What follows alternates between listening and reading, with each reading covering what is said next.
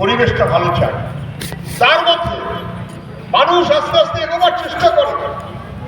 আমাদের সমগ্র ভবিষ্যৎটাকে যারা ধ্বংস করতে চায় তারা হয় রাজ্যের ক্ষমতায় নাহলে দেশের ক্ষমতায়। যারা রাজ্য আর দেশের ক্ষমতায় আছে তাদের মানুষের কাছে বলার মতো কিছু নেই। নির্বাচনের প্রচারে গিয়ে হঠাৎ খুন্তি নাড়তে শুরু করলো, আমি রান্না করে দিচ্ছি। হঠাৎ একটা কর্মীকে টানতে শুরু করলো, আমি রাজমিস্ত্রি কাজ করছি। হঠাৎ বাড়িতে গিয়ে বললো, আচ্ছা আমার কিছু করণীয় নেই, আমি তোমার দাড়ি কামিয়ে দিচ্ছি। যাদের দাড়ি কামানো আপনি অ্যালাউ করেছেন তারা আপনার ভবিষ্যৎটাকেও কামিয়ে শেষ করে দেবে, নিজেদের বল ছাড়া আর কোনো কিছু ভরবে না। এই ছ্যাবলামো রাজনীতিকে নিয়ে যারা করছে এ বাংলার মানুষ কখনো দেখে। বাংলার মানুষ রাজনীতি বলতে কি বুঝেছে? তখন ব্রিটিশ পরাধীন, ব্রিটিশের চোখে চোখ রেখে আমাদের দেশের পুরনো স্বাধীনতা সংগ্রামীরা তারা নানান রকমের, কেউ তৎকালীন সময়ের কংগ্রেস, কেউ তৎকালীন সময়ের কমিউনিস্ট, সব মিলিয়ে একটা স্বাধীনতার সংগ্রাম। ব্রিটিশের বিরুদ্ধে আমার দেশটাকে ঐক্যবদ্ধ রাখতে হবে, তার স্বাধীনতার লড়াই। স্বাধীনতার পর সেই লড়াই চলেছে, রাজনীতির দ্বন্দ্ব হয়েছে, কেউ কংগ্রেস করেছে, কেউ কমিউনিস্ট করেছে, কিন্তু তার জন্য আজকের দিনে যা দেখছেন শান্ত করে দেওয়ার মতন ব্যবস্থা কোনোদিন কখনো পশ্চিমবাংলায় ছিল না, ছিল না। বরং ভারতবর্ষের মধ্যে সবচাইতে এগিয়ে থাকা পশ্চিমবাংলা, যাকে দিল্লিওয়ালারা নানাভাবে বারোটা বাজিয়েছে।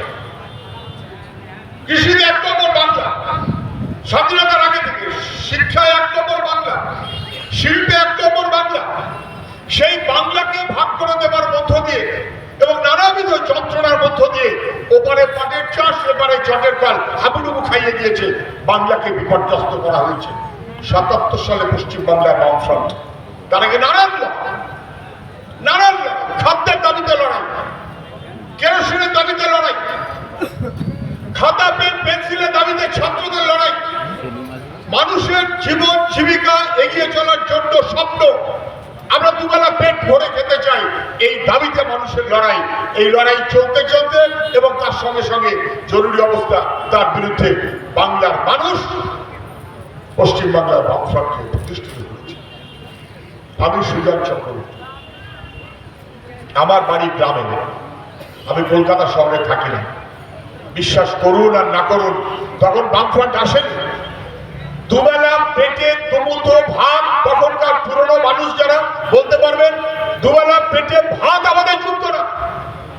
পশ্চিমবাংলায় বামফ্রন্ট এসেছে, বাহানা দেখায়নি, মানুষের পেটে দুবেলার ভাতের সংস্থান করে বলেছে আমি বামফ্রন্ট সরকার, মানুষের জন্য, গরিব মানুষের দিকে তাকিয়েই আমায় এগোতে হবে।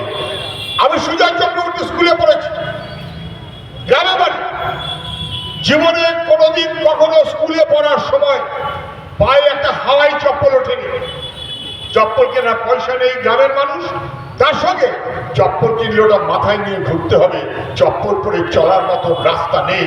পশ্চিমবাংলার গ্রামে গ্রামে স্কুলের পাকা বাড়ি বানিয়েছে বামফ্রন্ট। পশ্চিমবাংলার গ্রামে গ্রামে রাস্তাঘাট, এই আমাদের বাগনা নামতা চারদিক বানিয়েছে বামফ্রন্ট। ওটা পশ্চিমবাংলায় কখনো সেই সময়তে গ্রামের কোন বিদ্যুতের আলো কল্পনা করতে পারত না।